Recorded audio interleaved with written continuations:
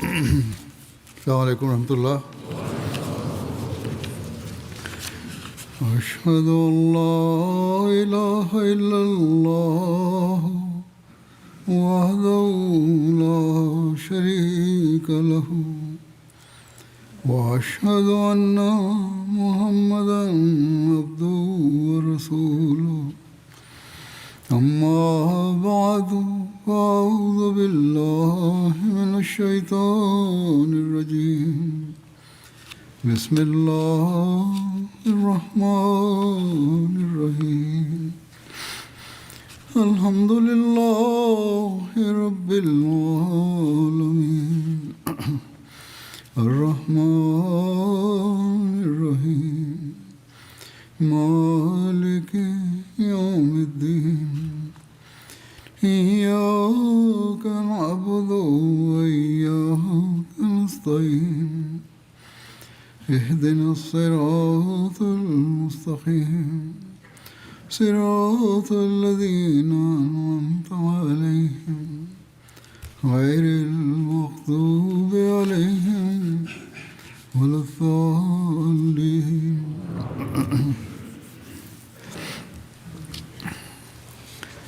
आज भी मैं ग़ज़वा तबूक के वाक़यात की मज़ीद तफ़सील बयान करूँगा. Edhe sot unë do të vijoj t'ju sjell disa të dhëna rreth betejës së Tebukut.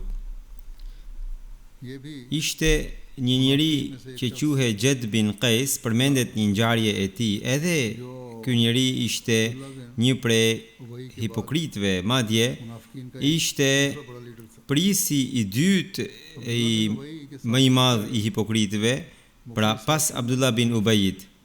Abdullah bin Ubayi bashkë me Abdullah bin Ubayin, personi në fjalë filloi të ngrinte kurthe kundër profetit. Ishte pikërisht ky person i cili nuk bëri beatin në marrëveshjen e Hudejbias.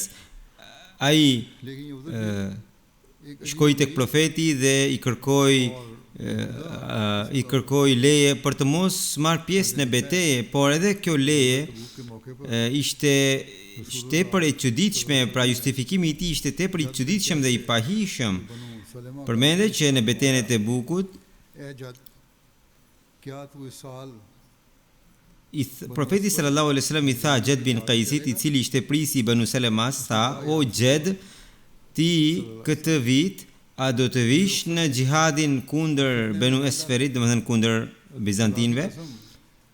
Më jepni leje o i dërguari i Allahut dhe mos më vini në ngatresa." Pasha Zotin, tha ai, populli im ma di shumë mirë gjendjen se nuk ka njëri tjetër përveç meje që është i dashuruar shumë me gratë. Pra, unë kam frikë se nëse do të shikoj gratë e romakëve, pra të bizantinëve, nuk do të duroj dot. Profeti sallallahu alaihi wasallam u shmang nga ai kur i dëgjoi përgjigjen e tij të pahishme. Pra, tha që le të qëndronte, të mos shoqërohej në xhihad. I biri, Hazrat Abdullah bin Gjed, i cili ishte sahabi i betejës së Bedrit, ishte një besimtar të jetë i devotshëm. I tha babait të vet: "Pse e refuzove kurse ti je më i pasuri në Banu Salama, ti vet nuk po del për betejë dhe as nuk po përgatit dikë, pra nuk po jep kafsh dikujt mjet udhëtimi." Pra, tha: "O biri im, çfarë më ndodhi mua që unë në këtë vap, në këtë vështirësi të dal në drejtim të Banu Esferit? Unë friksohem nga romakët duke qëndruar në shtëpi, o biri im. Si mund të dal për të luftuar kundër tyre në zonën e tyre?" "O biri im," tha ai, "pasha Zotin, unë jam shumë i mençur dhe shumë e përvoje, unë i di shumë mirë betejat, luftrat." Pra, ai thoshte që nuk është e urtë, që nuk është e udhës që të luftosh kundër një superfuqie siç ishin bizantinët. Bibiri tha: "Pasha Zotin, kjo është hipokrizia jote dhe për këtë arsye ti nuk po merr pjesë."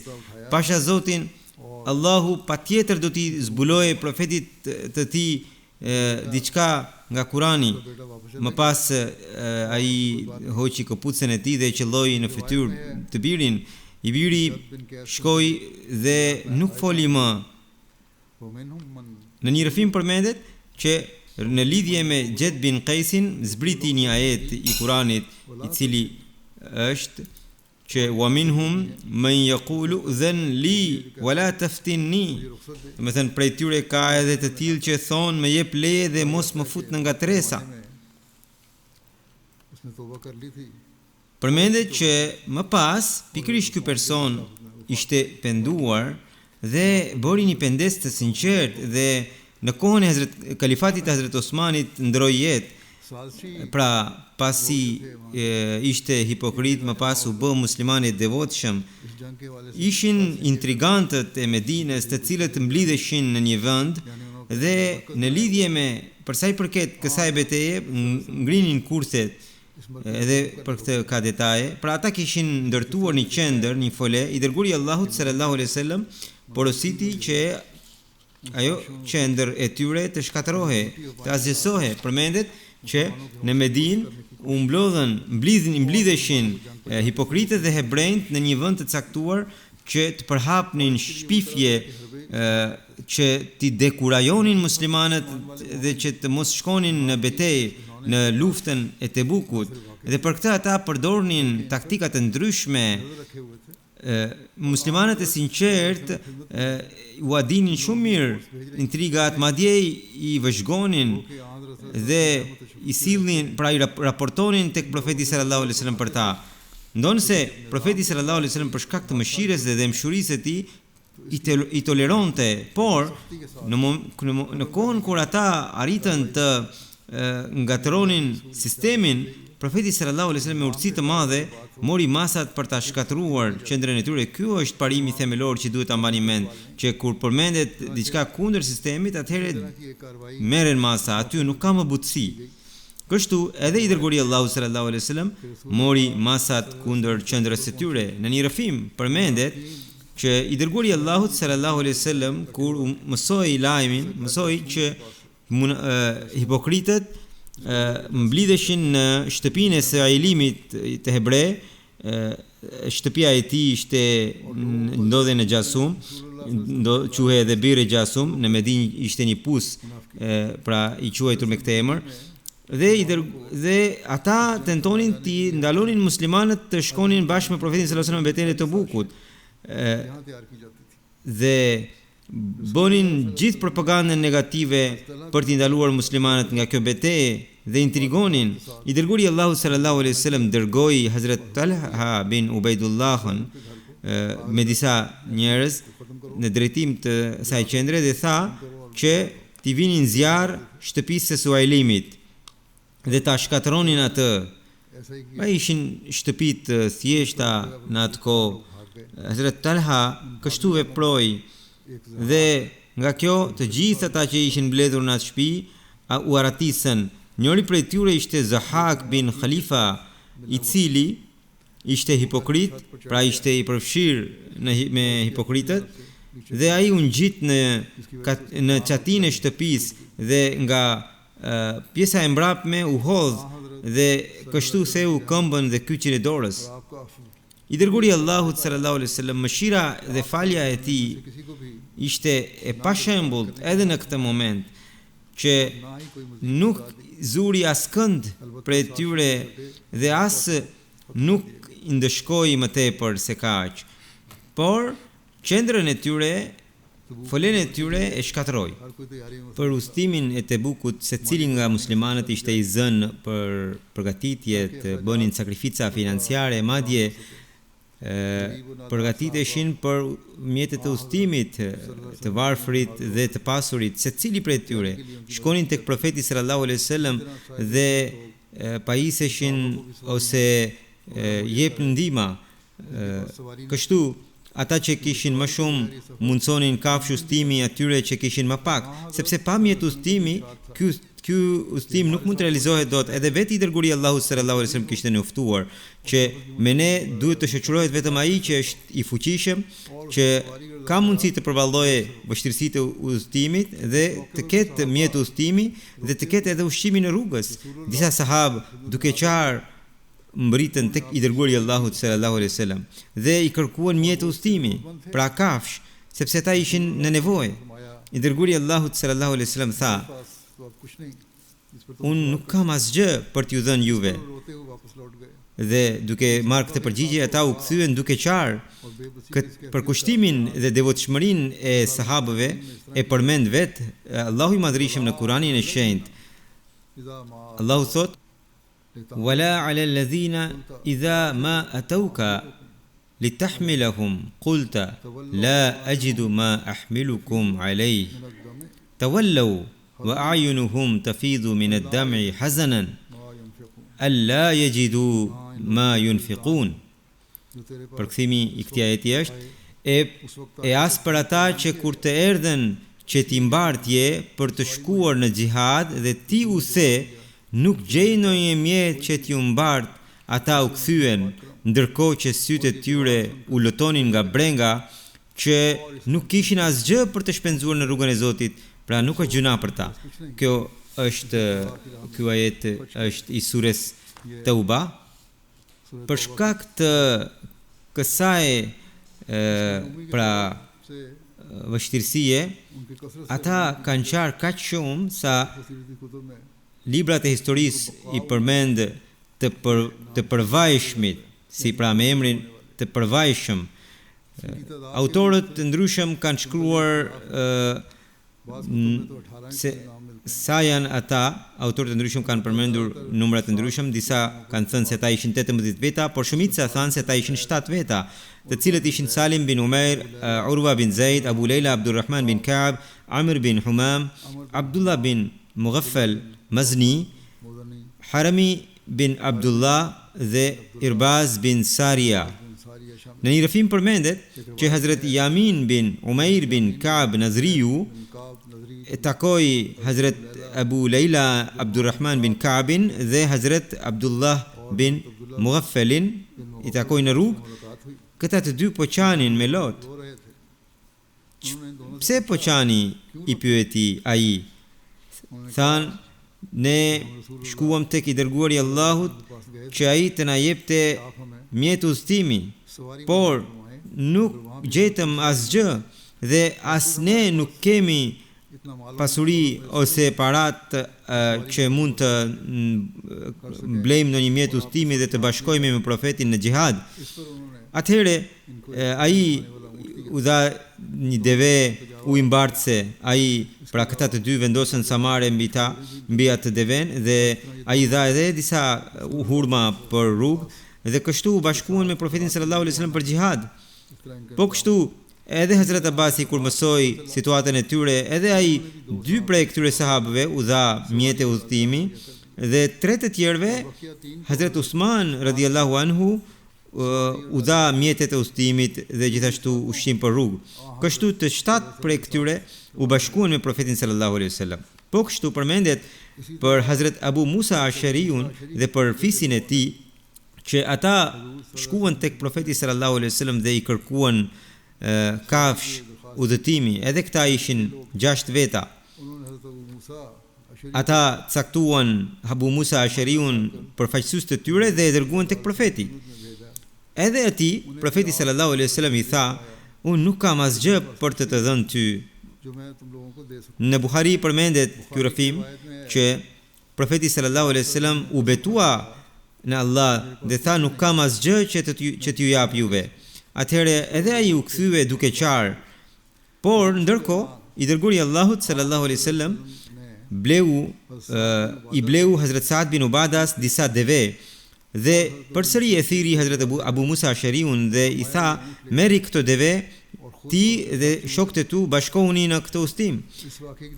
Gjithë kjo ngjarje rrëfet vetë nga Hazrat Abu Musa Ashariu, kështu përmendet në Buhari.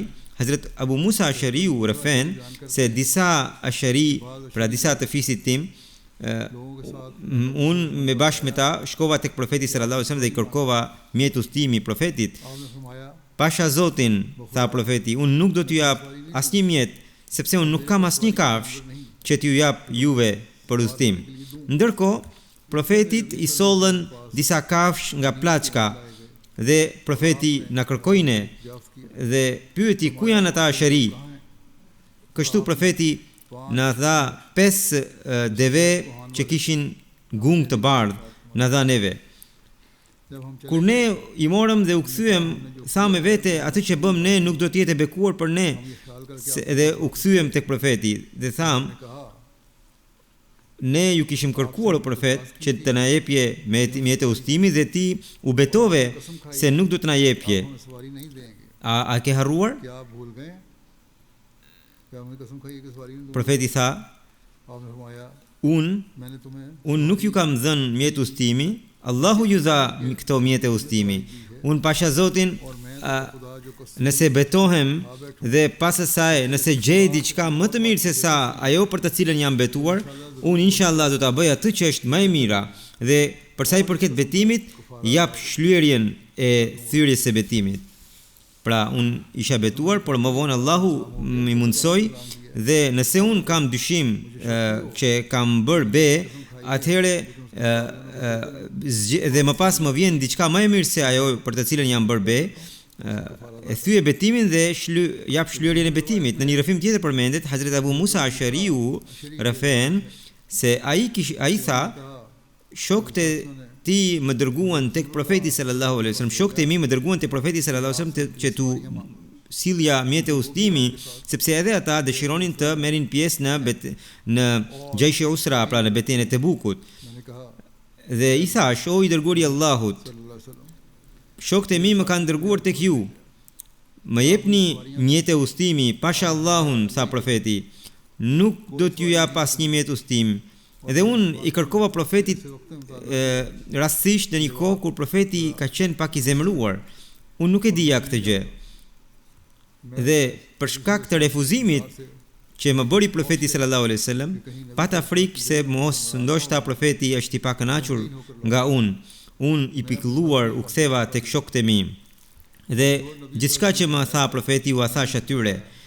Nuk kishte kaluar kohë e gjatë që dëgjova Bilalin që më thërriste, Abdullah bin Qais, ju përgjigja. Më tha, shko tek profeti sallallahu alaihi wasallam. Ai të kërkon. Kështu ishte metoda e njoftimit në atë kohë, ata nuk kishin altoparlant në atë kohë. Kur shkova tek profeti, më tha, këto janë deve, këto ishin 3 çifte deve, pra ishin 6 deve, që profeti në atë moment i kishte bler Hazrat Saadit. Tha, merri dhe çoj të shokët e tu dhe thuaj që Allahu, ose tha, i dërguari i Allahut ju ka dhënë juve që të udhëtoni me këto. Kështu unë i mora devet dhe u ktheva dhe u tha shokëve të mi që këto janë deve që i dërguari Allahu sallallahu alaihi wasallam ju dha juve, por pasha Allahun nuk do t'ju lejoj që të udhëtoni me këtë derisa disa prej jush të vini me mua të shkojmë tek ai personi i cili ka dëgjuar bisedën që unë kam bërë me profetin sallallahu alaihi wasallam. Të mos ndodh që ju të mendoni që unë kam sajuar diçka për profetin sallallahu alaihi wasallam në emër të tij. Pra ishte shumë i kujdesshëm. Ata thanë se ne dim që ti the të vërtetën, nga që ai së pari kishte sjell njoftimin që profeti refuzoi dhe më pas solli devet. Dhe për këtë arsye ai donte të ishte tepër i kujdesshëm. Por shokët e tij i thanë që jo, ne të besojmë ty, por ai tha se jo, duhet të vi dikush nga ju që të shkojmë ta dëgjojmë edhe personin që ishte me ne, që ai të bëhet dëshmitar për mua. Kështu që njerëzit thanë, ne të besojmë që ti flet të vërtetën dhe do të bëjmë vetëm atë që ti pëlqen. Hazrat Abu Musa mori disa veta dhe shkoi tek ata të cilët ishin të pranishëm në kohën kur ai po bisedonte me të dërguarin Allahu sallallahu alaihi wasallam, dhe ata treguan që me të vërtet profeti së pari refuzoi dhe më pas i dha devet përsëri.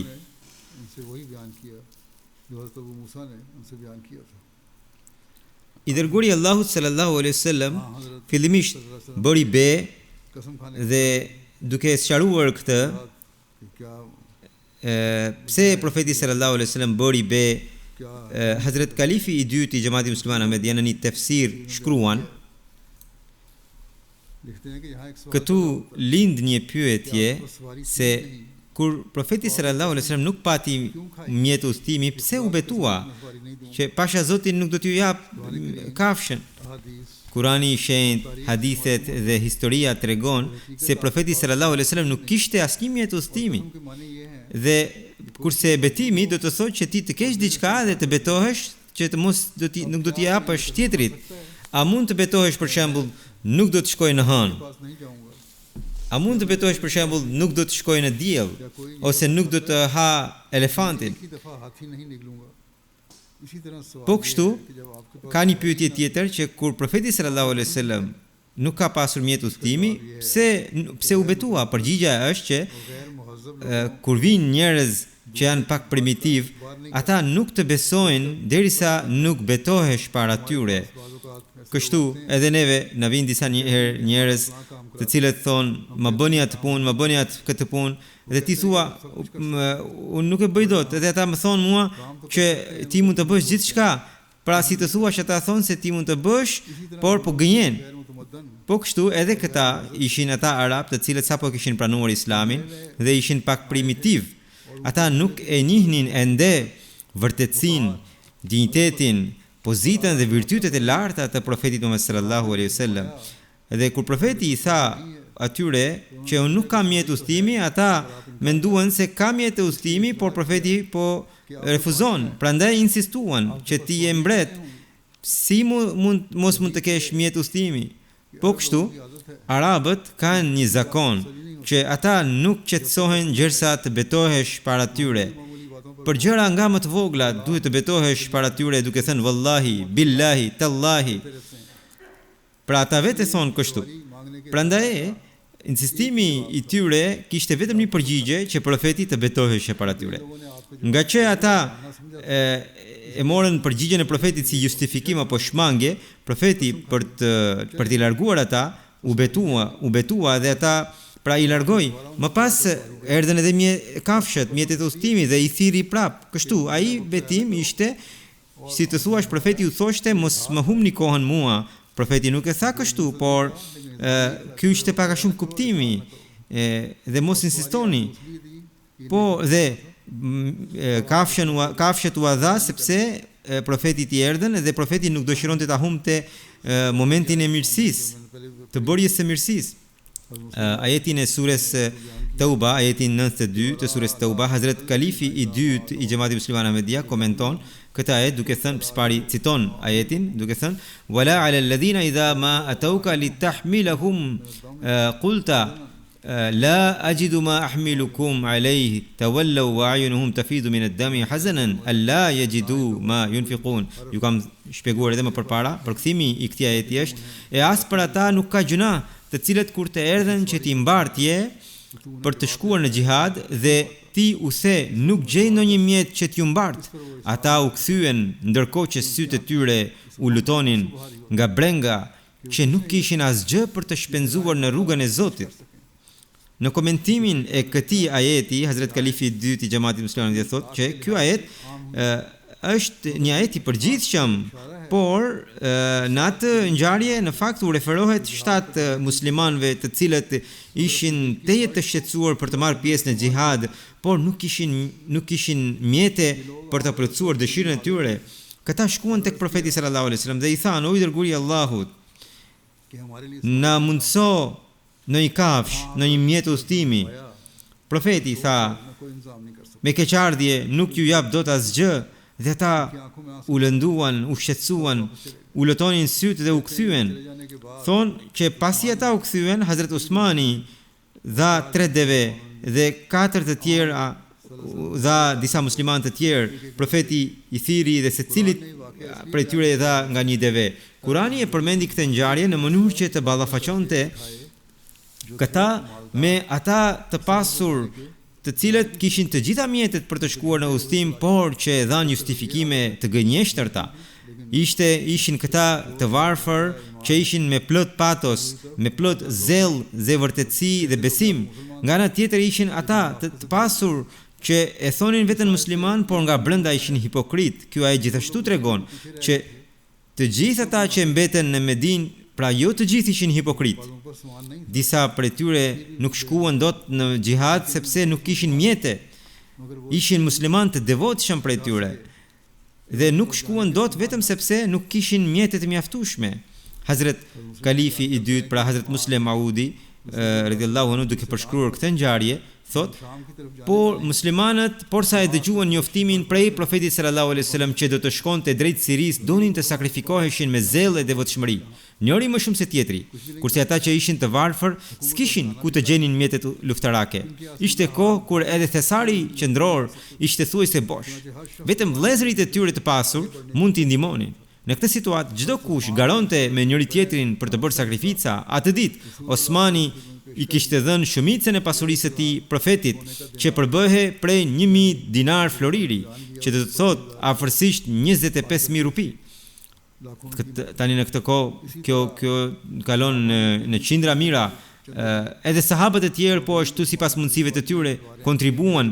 Në këtë mënyrë muslimanëve të varfër ju gjetën kafsh, shpata dhe ushta. Sa shumë entuziastë ishin sahabët për të bërë sakrifica. Madje edhe muslimanët e Yemenit, të cilët kishin mërguar në Medinë pasi ishin bërë muslimanët dhe ishin shumë të varfër. Disa prej tyre erdhën te profeti sallallahu alajhi wasallam dhe thanë: "Na lejoni dhe edhe ne të vim me ju. Nuk duam asgjë tjetër përveç se të na mundsoni mjete për të arritur gjërat tje." Kurani famlar e përshkruan kështu gjendjen e tyre. Pra, siç u lexova edhe më parpara, "Wala 'ala alladhina idha ma atawka litahmilahum qulta la ajidu ma ahmilukum alayhi tawallaw wa a'yunuhum tafidu min ad-dami hazanan alla yajidu ma yunfiqun." Domethënë, e as për ata nuk ka gjuna që kur të erdhen që t'i mbartje për të shkuar në xhihad dhe ti u the nuk gjej ndonjë mjet që t'ju mbart. Ata u kthyen ndërkohë që sytë e tyre u lutonin nga brenga, që nuk kishin asgjë për të shpenzuar në rrugën e Zotit.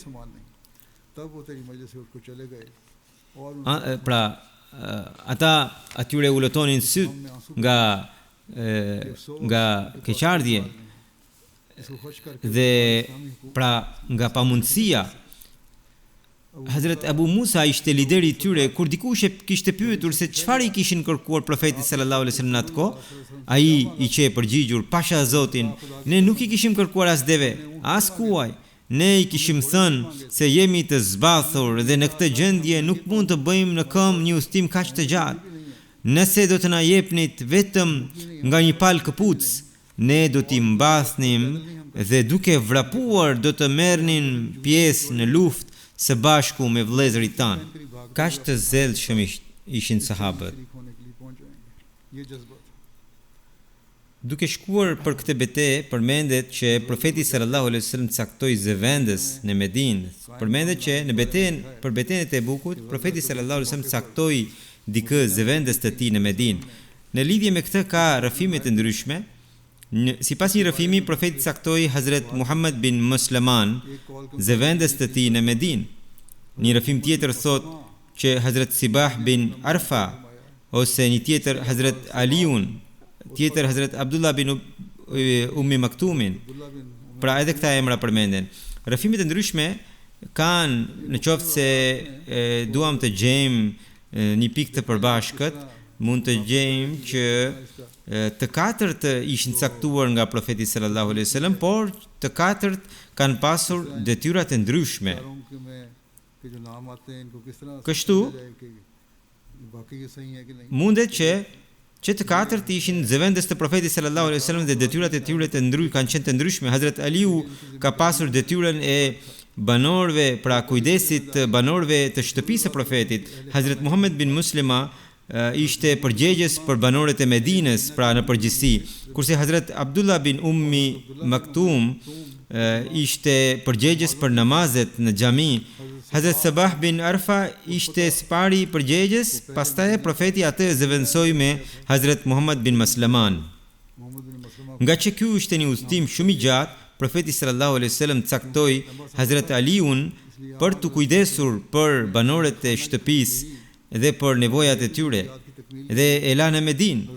Hipokritët që nuk linin asnjë moment pa bër ironizonin me Hazrat Aliun, duke thënë që për profetin ai të ishte barr, dhe duke dëgjuar ironitë e tyre ose duke parë hipokritët rreth vetes, vetë Hazrat Aliu u shqetësua dhe mori armë dhe mbriti tek profeti sallallahu alaihi wasallam, ndërkohë profeti ishte 3 kilometra larg Medinës dhe ishte vendosur në vendin e quajtur Gjerf. Hazrat Aliu i tregoi shqetësimin dhe tha: "Më keni lënë o i dërguari i Allahut me gratë dhe fëmijët, dhe un jam i aftë, kam edhe mundësinë të udhëtoj." Hazrat Aliu, profeti e qetësoi Hazrat Aliun dhe tha një gjë që i shton vlerë në mënyrë të jashtëzakonshme Hazrat Aliut. Profeti sallallahu alaihi wasallam tha: "Ala tardha an takuna minni bi manzilati Haruna min Musa, illa annahu laysa nabiyyun ba'di." Do të thënë, o Ali, a nuk je i kënaqur që ti je për mua ashtu siç Haruni ishte për Musain alayhis salatu wasalam, përveç se pas meje nuk ka profet. Kështu Hazrat Musa alayhis salatu wasalam kishte shkuar në Tur dhe ai kishte rënë Harunin, Haruni ishte profet. Profeti tha se edhe ti je në vend të Harunit, veç se ti nuk je profet sikur se ishte Haruni. Për sa i përket numrit të pjesëmarrësve në Tebuk, përmendet që profeti sallallahu alaihi wasallam pasi bëri të gjitha përgatitjet, bëri dua, dhe që nga fillimi i përgatitjeve deri tek nisja e udhëtimit bonte këtë lutje: Allahumma in tahlika hadhihi al-asabata falan tu'badu fil ard. Do të thënë, o Allah, po ti shkatërosh këtë grusht të dheu, këta musliman të pakët, nuk do ketë njeri që të adhurojë ty në tokë. Është e çuditshme që i dërguari i Allahut sallallahu alaihi wasallam edhe në betejën e parë, pra në betejën e Bedrit, bëri këtë lutje, përmendet, dhe gjithashtu përmendet që profeti kishte bërë këtë betejë në këtë betejë, pra në betejën e Tebukut, e cila do të ishte beteja e fundit e jetës së tij. Sidoqoftë, në një kohë shumë të nxehtë, do të bënte një udhtim të gjatë me kaq shumë vështirësi dhe me kaq shumë propagandë të hipokritëve. Pavarësisht nga këto, profeti sallallahu alajhi wasallam me 30.000 ushtar u nis, ndër këta 10.000 ishin kalorës. Kjo ishte ushtria më e madhe që profeti sallallahu alajhi wasallam kishte përgatitur në jetën e tij.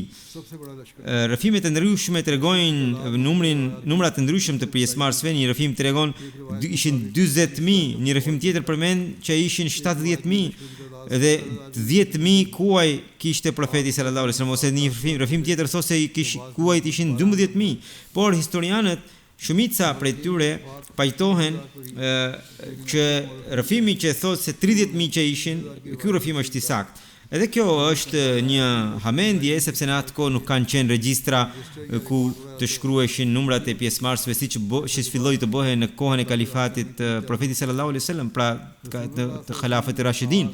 Profeti u tha ansarve dhe fisëve arab që secili prej tyre të përgatiste nga një liva, pra një flamur të vogël, dhe në raja, domethënë një flamur të madh. Profeti flamurin e betejën e Tebukut i dha Hazrat Abu Bekrit, dhe përmendi gjithashtu i dha Hazrat Zubairit, Hazrat Usaid bin Hudhairit, Hazrat Abu Dajanas, dhe sipas disa rafimeve edhe Hazrat Habab bin Munzirit.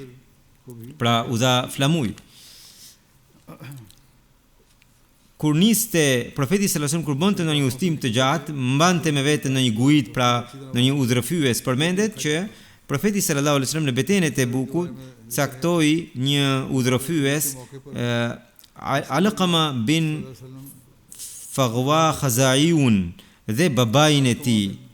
Këta ishin mjeshtër të shtigjeve dhe të rrugëve. Hazrat Ka'b bin Maliku thotë se për betejën e Tebukut, I dërguari Allahu sallallahu alaihi wasallam u nis ditën e enjte dhe profeti parapëlqente të udhëtonte ditën e enjte.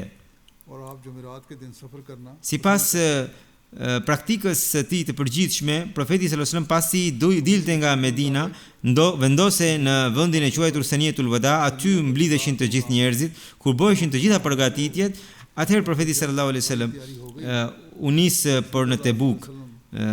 Kryetari I hipokritëve, Abdullah bin Ubay bin Sululi, bëri përsëri një tentativë të fundit. Ai kishte ardhur me ushtrinë e tij, me grup ushtarësh të tij në Saniyatul Wada dhe u vendos poshtë kodrës dhe po tregohej që edhe ai ishte I gatshëm me gjithë ushtarët e tij për të marrë pjesë në këtë betejë bashkë me muslimanët, por në momentin kur profeti bëri njoftimin për nisjen, Abdullah bin Ubay bashkë me ushtrinë e tij që kishte një numër të madh ushtarësh, u kthyen në Medinë, duke thënë se këta musliman kujtojnë si që të luftojnë me romakët është si lojë, ndërkohë nuk është lojë, sidomos në këtë kohë vape, është njësoj si vetvrasje. Ai tha, unë shokët e Muhamedit të roboruar në duart e romakëve, duke thënë këto fjalë ai u kthye në Medinë dhe qëllimi I tij ishte që t'ua dekurajon të muslimanët, se ndoshta muslimanët do ta linin, do ta braktisnin profetin, por si gjithmonë ai vetë u kthye I dështuar. Kështu bëri ai edhe në betejën e Uhudit, ishte me 300 ushtar bashkë me muslimanët dhe në një vend gjatë rrugës e la profetin dhe me gjithë ushtarët e tij u kthyen në Medinë dhe muslimanët që ishin 1000 u reduktuan në 700. Kështu, sidoqoftë, gjithashtu përmendet një ngjarje në këtë betejë që ishte një sklav I cili kishte ardhur pa marrë leje nga pronari I tij. Profeti sallallahu alaihi wasallam kur e mësoi këtë, e qortoi sklavin. Pra, në shpjegimin e kësaj ngjarje përmendet që profeti sallallahu alaihi wasallam tek po ndodhe në vendin e quajtur Saniyatul Wada pa një sklav të armatosur dhe pyeti edhe pastaj kur mësoi që ai kishte ardhur pa marrë leje nga pronarja e tij, pyeti, kthehu te pronarja jote. Pra profeti e pyeti dhe ai tha që nuk kishte marrë leje dhe profeti tha kthehu dhe tha nuk mund të marrësh dot pjesë në betejë me ne, po nëse vritesh në betejë do të hysh në zjarr, pra do të shkosh në xhenem. Pra kjo ishte ndershmëria e profetit sallallahu alajhi wasallam që edhe në situatë kaq të vështirë nuk merrte me vete ndonjë që të vinte pa leje. Kështu do të vijojnë edhe më të dhënat e kësaj betejë inshallah. Tani do të përmend disa të vdekur që dhe kanë ndruar jetë kohët e fundit dhe do të drejtoj edhe gjenazën e tyre ghaib. Gjenazja e parë është të ndjerit Ghulam Muhiuddin Seleman, I cili ishte misionari I xhamatit në Indonezi. Ai ndroi jetë ditët e fundit në moshën 78 vjeçare. Inna lillahi wa inna ilaihi rajiun. Gjyshi I tij, Damini Sahibi, ishte ai I cili në vitin 1932 bëri bejat në dorën e nëpërmjet Maulana Rahmat Ali Sahibit. Mësimet e para I ndjeri I kreu, pastaj udhëtoi në Rabwa ku u regjistrua në Xhamia Ahmadiyya të xhamatit. Në Rabwa ishte në fasli khas dhe në vitin 1985 u diplomua prej atje dhe u kthye në Indonezi. Hazrat Kalifi I 4, në kohën e Hazrat Kalifit të 4 ai u diplomua dhe huzuri e caktoi në Indonezi, në Jakarta dhe në qytete të ndryshme të Indonezisë si misionar lokal dhe ai ishte edhe antar I komiteteve qendrore në Indonezi, të xhamatit të Indonezisë pra. Periudha e shërbimit të tij ishte thuajse 40 vite. Ai la pas 2 djem dhe një vajzë. Një nga djemtë e tij, Muslihuddin Ihsan Sahibi, është misionari I xhamatit I cili është në shërbim po në Indonezi. Në lidhje me të ndjerin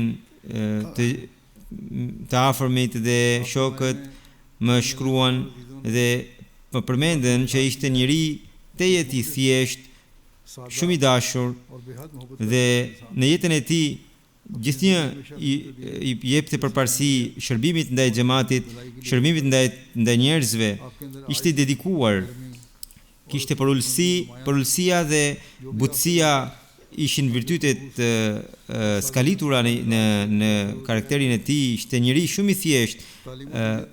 Shërbimet e tij në fushën e dijes janë të vyera. Ai gjithnjë me dije, me virtyte edukoi njerëzit dhe gjithnjë ishte i shqetësuar që brezat e ardhshëm të kenë virtyte. Edhe në fushën e tabligës bëri punë të jashtëzakonshme me përkushtim, me dinjitet dhe me dashuri. Kishte dashuri të madhe me kalifatin. Besnikëria ishte virtyti kryesor, le të themi. Ishte njëri që mbështete vetëm tek Allahu i Madhërisëm. Në kohët e fundit, në ditët e tij të fundit, me shumë durim e përballoi sëmundjen, nuk shprehu asnjë ankesë, gjithnjë e falenderonte Allahun e Madhërisëm. Allahu e mëshiroft dhe e falt të ndjerin. Gjenazja e dytë është e të ndjerit Dr. Muhammad Shafiq Sehgel sahibi, i cili ishte emiri i provincës Multan dhe më pas shërbeu edhe si naib wakilut tasnif Tehrik e Jadid Rabwas. Edhe ai ndroi ditët e fundit, inna lillahi wa inna ilaihi rajiun. I ndjeri kishte bërë vasijat me bekimin e Zotit. Ai la pas 3 djem. Në fisin e tij, Ahmediati erdhi në kohën e Hazret Kalifit të dytë nëpërmjet babait të tij Muhammad Umar Sehgel sahibit, i cili pra bëri bejat në kohën e Kalifit të dytë, siç u thash. I ndjeri ishte edhe doktor shkencash, pra kishte përfunduar PhD. Pasi kreu shkollën e mesme, ai dedikoi jetën pranë Hazret Kalifit të dytë radiallahu anhu, dhe Hazret Kalifi i dytë i tha që të vijonte studimet. Në atë kohë ai Kalifi i dytë vendonte që të ngrinte një institucion, Fazle Umar Research Center. Kështu ai ishte i prirë në shkencë, pra përfundoi master në kimi, pastaj erdhi këtu në Angli dhe përfundoi me sukses doktoratur. Dhe ai ka pasur nderin që njëri prej profesorëve të tij ishte nobelist. Sidoqoftë, kur ai u kthye në Pakistan, deri atëherë ende nuk ishte ngritur instituti i kërkimeve, siç priste Hazret Kalifi i dytë. Prandaj Hazret Kalifi i dytë e la të lirë dhe babai i tij ndërkohë i kërkoi huzurit që gjersa xhamati nuk ka nevojë për momentin, lejojeni që ai të bashkëpunojë me mua në tregti. Kështu ai filloi të ndihmonte babain, por njëkohësisht ai shërbeu në pozita të ndryshme të xhamatit. Rreth 14 ose 15 vite ai ishte emir i provincës Multan të Pakistanit. Po kështu mori pjesë edhe në forcat Furkan. Hazret Kalifi i 4 radiallahu anhu dërgoi atë në Kolkata të Indis, kur ishin 2 fise që kishin një grindje të gjatë. Hazret Kalifi dhe njëri prej tyre ishin të afërmit e pikërisht të ndjerit. Hazret Kalifi i 4 i tha që unë e di që një palë është të afërmit tu, por jam i bindur që ti do ta zgjidhësh këtë çështje me urtësi të thellë, në mënyrë të paanshme. Kështu veproi ai dhe një çështje që po vinte prej shumë kohe e zgjidhi përfundimisht. Hazret në vitin 1991 me urdhrin e Hazret Kalifit të 4 ai udhëtoi në Ugandë, ku do të hapte fabrikën e përpunimit të vajit. Po kështu shërbeu në 3 shtete të tjera afrikane, po kështu shërbeu në shtetet e ndryshme edhe të Evropës, pra po flasim për përgjegjësitë e xhamatit. Ai pavarësisht se bonte biznesin e tij, pra ai vetë kishte fabrikën e përpunimit të vajit, një fabrikë të madhe. Gjithnjë kishte këtë ndjesi që ai ishte i dedikuar dhe asnjëherë nuk lejonte që angazhimet e tij tregtisë të mbizotronin angazhimet e xhamatit. Sidoqoftë, në 2003 ai përsëri më shkroi për të dedikuar jetën dhe unë e pranova dhe caktova naib wakilu tasnif në Tehrik e Jadid të Rabwas, nga që ishte njëri jashtëzakonisht i shkolluar, kishte edhe dije të fesë dhe këtë detyrë ai e kreu me devotshmëri të madhe. Djali i tij Mahmud Sehgal sahibi thotë që babai im ishte adhurues i Zotit, njëri me objektiv të qartë, recitonte Kuranin e shenjtë dhe thellohej në kuptimet e tij. Kjo ishte një nga vetitë e tij kryesore. Shumë njerëz që morën pjesë në gjenazën e tij thanë një zëri që ishte shumë i butë, shumë i dashur dhe kishte një metodë shumë të veçantë të edukimit. Këshillonte që neve në këshillonte, pra thot i biri, që gjithnjë që të qëndronim të lidhur me xhamatin, dhe thoshte mendimin tuaj mos jepni kudo, vetëm aty ku duhet jepini mendimin tuaj. Gjithnjë thoshte që mos shiko njerëzit ose përgjegjësit, shikoje vetëm kalifin e kohës, sepse ti ke bërë bejat në dorën e atij. Kështu që flisni me të vazhdimisht dhe përkushtojeni atij dhe përmbusheni detyrimin ndaj tij. Allahu i mëshiroft dhe i falt. Gjenazja e tretë është e sëndjerës Bushra Parvez Minhas Saheba, e cila ishte bashortja e Parvez Minhas Saheba nga Shtetet e Bashkuara të Amerikës. Edhe ajo nderoi ditët e fundit, inna lillahi wa inna ilaihi rajiun. Ajo ishte e bija e Chaudhry Fazl Ahmed sahibit, që ishte menaxher i Karim Nagar Nusratabad, që ishte një forum të xhamatit. Edhe para se të martohej, ajo ishte pra shërbente në Hyderabad të Pakistanit, në Sindh të Pakistanit, në pozita të ndryshme, edhe në Rawalpindi shërbeu. Pastaj kur martua, shkoi në Amerikë bashkë me të shoqin, edhe atje shërbeu si naib sadr, zëvendës kryetare e Lajnas, pra edhe në Pakistan në Rawalpindi ishte sadr Lajna, pastaj edhe në Shtetet e Bashkuara shërbeu si sadr Lajna. Ishte e rregullt në namazet dhe agjërimet, falte edhe namazin e tahajjudit, me kalifatin kishte lidhje të veçantë, ishte shumë mikpritse, shumë e dashur, dobiprurse për njerëzit, sakrifikuese e madhe për sakrificat financiare, dhe edhe me kalifatin kishte lidhje të veçantë, për çdo gjë më shkruante mua për lutje. E ndjera kishte bërë edhe vasiatin. Ajo nuk kishte fëmijë, por fëmijët e tjerëve kishte shumë dashuri ndaj fëmijëve. Allahu e mëshiroft dhe e falt.